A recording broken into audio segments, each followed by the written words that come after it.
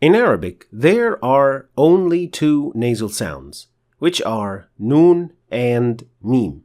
We also call that nasal characteristic ghunna. So what does a nasal characteristic or a nasal sound exactly mean? Well, it means that in order to pronounce this sound properly, some air has to pass through the nasal cavity and out of the nostrils. And if that is not done, then the sound will not be produced properly. That's why when you block your nostrils while pronouncing any of these sounds, the sounds will be muffled and it will not sound right. Like so. First I'm going to say the sound ne, and then I will say meh. Meh. Meh.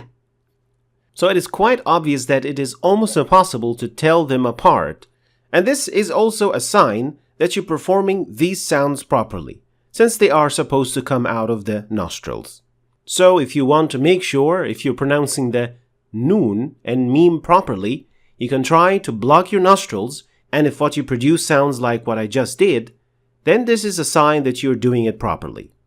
However, if for any reason the nasal sound or the ghunna is produced or added to any other letter other than the noon and the mim, then this will be considered a mistake.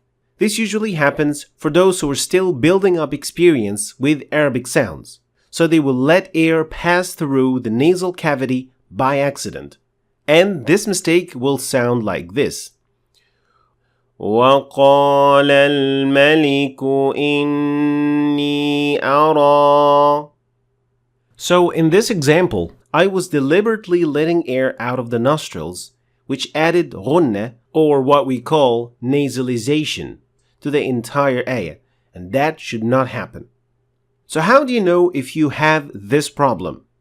Well, you can test yourself exactly in the same way we did with noon and mim. You will first try to pronounce the long vowels, since these are usually the most common culprits, and you will do so by blocking your nostrils and saying the following sounds. A, U, E. If you feel there is any trilling in your nose when you're blocking your nostrils, then you know that there is something wrong and that you should direct air only through your mouth. And you will also hear them sounding like this. A, E, O. So, what is the solution? How can I force myself to do it properly? Well, there are a number of things that you can do that will help you get over this problem, insha'Allah. Most importantly, you have to bear in mind that this requires practice and it's not going to disappear after one attempt.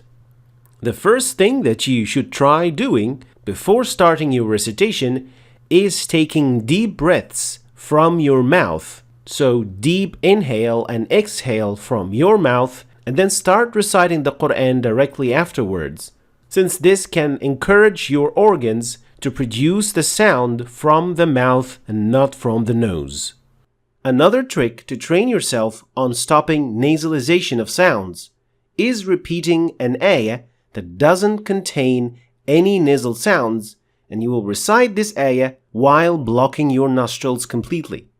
This ayah, for example, does not contain any nasal sounds, and you must be able to completely pronounce it properly with your nostrils closed, like so. ذَلِكَ الْكِتَابُ لَا رَيْبَ فِيهِ. And so you will keep practicing with an example like this until the nasal sound is at its minimum, which is, as we've learned, we could test ourselves by blocking the nostrils and see how much vibration we're getting when we block the nostrils. There are also other examples found in the Quran that you can use to train yourself.